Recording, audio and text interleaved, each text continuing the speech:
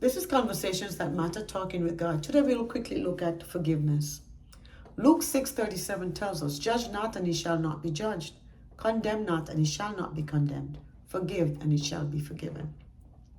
Forgiveness is an important part of our Christian walk. It is the core teaching of love.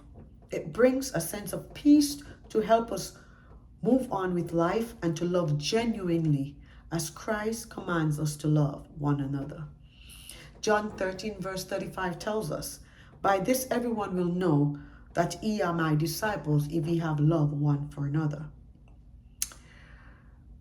Forgiveness is the conscious and deliberate decision to release feelings of resentment or vengeance towards a person or group who has harmed you, regardless of whether they deserve your forgiveness. See, the Bible tells us that if we do not forgive, God will not forgive us. And studies have shown that when we do not forgive, it can lead to heart attack. It can lead to cholesterol levels and sleep deprivation.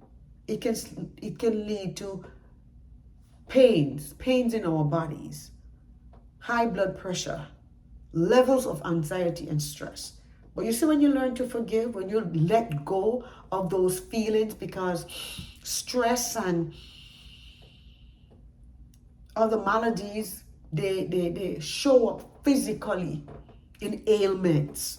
When we don't learn to forgive and to let go, we are essentially stunting our progress, because whatever happens, it's something that happens to us inwardly. It takes place in our heart, and it dwells in our minds, and it's in our spirits. And when you don't learn to let go of those things that people have done against you, you have to live in a space where you learn to let go and move on. Some people say, well, I might forgive, but I won't forget. You're doing harm to yourself. If you dwell on something and you say you forgive somebody, you really don't forgive them. We need to teach ourselves, and you can teach yourself.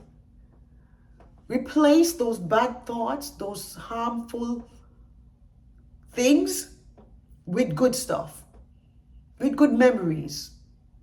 It's not everybody in your life that's going to be good to you.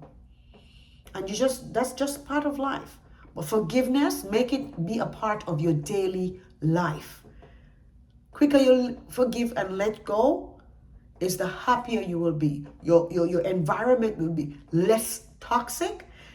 You'll be happier for it, because now it's about your mental state. Because all of that plays with your mental state. The spirit of unforgiveness, living in a sphere of unforgiveness, it messes with your mental health. And I know we are big on mental health and self-care and self-love. Well, that's a part of self-care and self-love. Forgiving people, letting people go. It is okay. Everybody's not going to be in our lives for a lifetime. Some people go a quarter of the way, some people go 3/4 of the way, and some people go through the whole journey with us. And it is okay. You got to be okay with letting people go and learning to forgive. Unforgiveness, it gives so many, it manifests in so many ways in our lives that we don't even realize it. We get headaches. Some people get constipation, because everything is off. We have to learn that our body, it's a unit.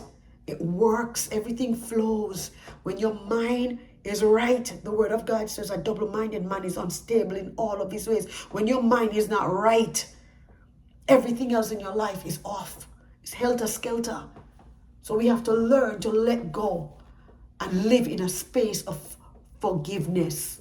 Just like we said, thankful and gratitude is a must, forgiveness is a must. This is Conversations That Matter, talking with God. May God bless you.